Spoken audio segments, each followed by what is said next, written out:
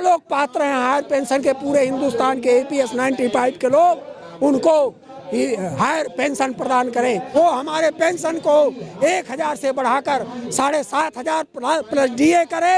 हमें सेवानिवृत्ति के बाद सारे पेंशनर्स को परिवार सहित निःशुल्क चिकित्सा सुविधा प्रदान करें कि हम इलेक्शन में, आने वाले इलेक्शन में यदि सरकार हमारा काम नहीं की तो हम सरकार को वोट देने के विषय में पुनर्विचार करेंगे।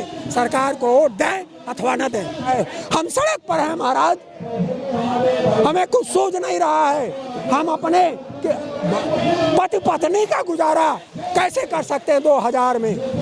कब तक सरकार हमसे धरना प्रदर्शन करने के लिए मजबूर करेगी? सरकार को बताना चाहता हो कि वो भीख तक मांगने के लिए मजबूर हो गए।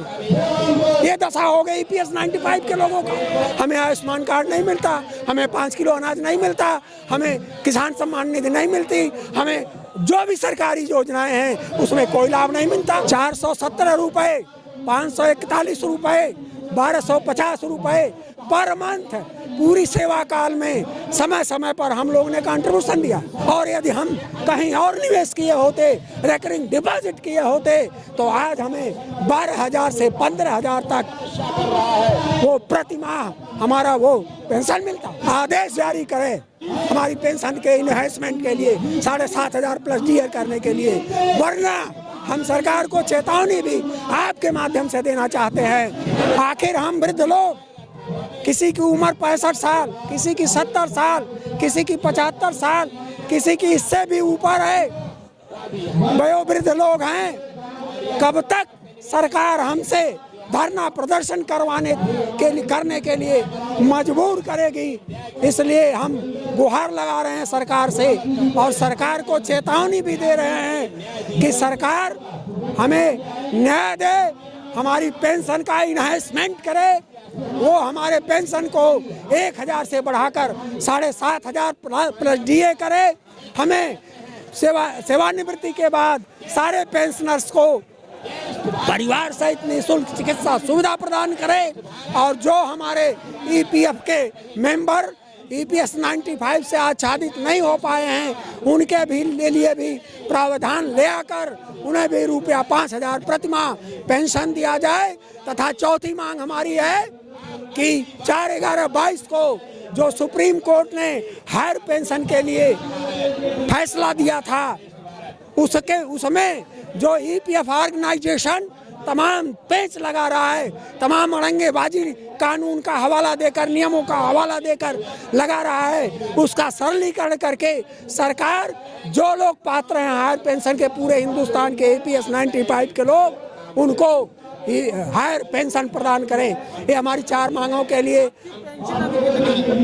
हमारी पेंशन 2032 रुपए है। आप खुद अंदाजा लगाइए, आप लोग समाज के जागरूक प्रहरी हैं, समाज का रग रग आपको पता है।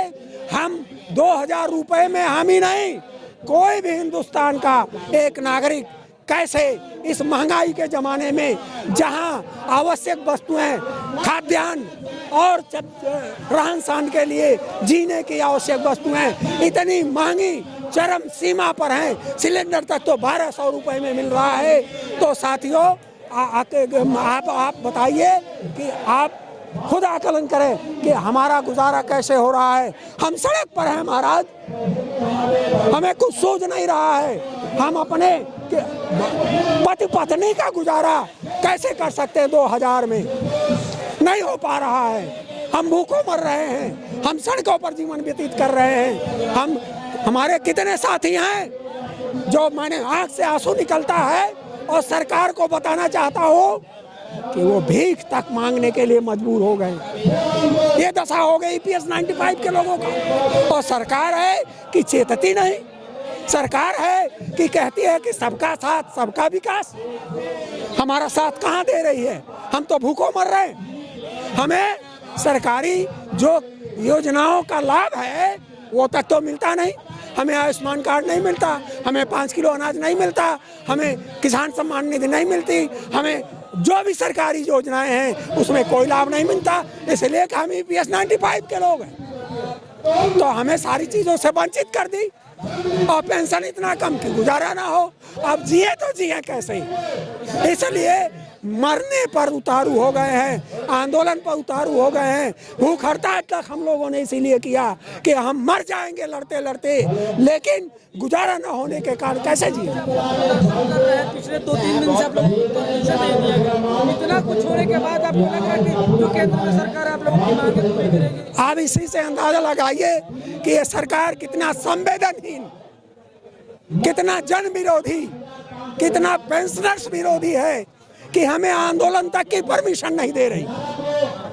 दमनकारी नीति ये सरकार अपना रही है और बुजुर्गों को, जो राष्ट्रीय गौरव के लोग हैं, जिनके लिए ये तमाम योजनाएं चला रहे हैं और बुजुर्गों को सम्मान देने की बात करते हैं, जुआओं को सम्मान देने की बात करते हैं, लेकिन हमें कहाँ सम्मान दे रहे हैं? हमें अपनी आवाज़ उठाने के लिए, अपनी बात कहने का परमिशन तक नहीं दे रहे हैं। बड़ी चिरौरी विनती करने के बाद, बड़ा मिन्नत के बाद हमें 1 घंटे के लिए, 1.5 घंटे के लिए, 2 घंटे के लिए यहाँ जंतर मंतर पर छोटी सी जगह मिल गई। ये हालत है सरकार का। सरकार का रवैया हमारे विरुद्ध अभी तक है और हम है कि सरकार से ही मांगेंगे। सरकार ही दे सकती है, अन्य को खुद का पैसा ही तो मांग रहे हैं। जी हाँ, हमने अपने पूरी सेवा काल में 36 साल, 38 साल, 40 साल, 35 साल की सेवा में हमने कंट्रीब्यूशन दिया है।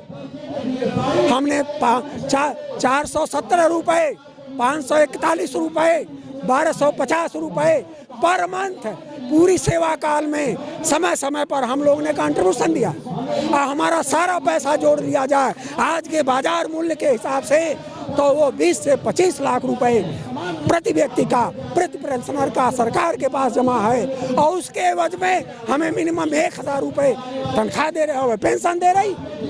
और यदि हम कहीं और निवेश किए होते, रिकरिंग डिपॉजिट किए होते, तो आज हमें 12,000 से 15,000 तक वो प्रति माह हमारा वो पेंशन मिलता।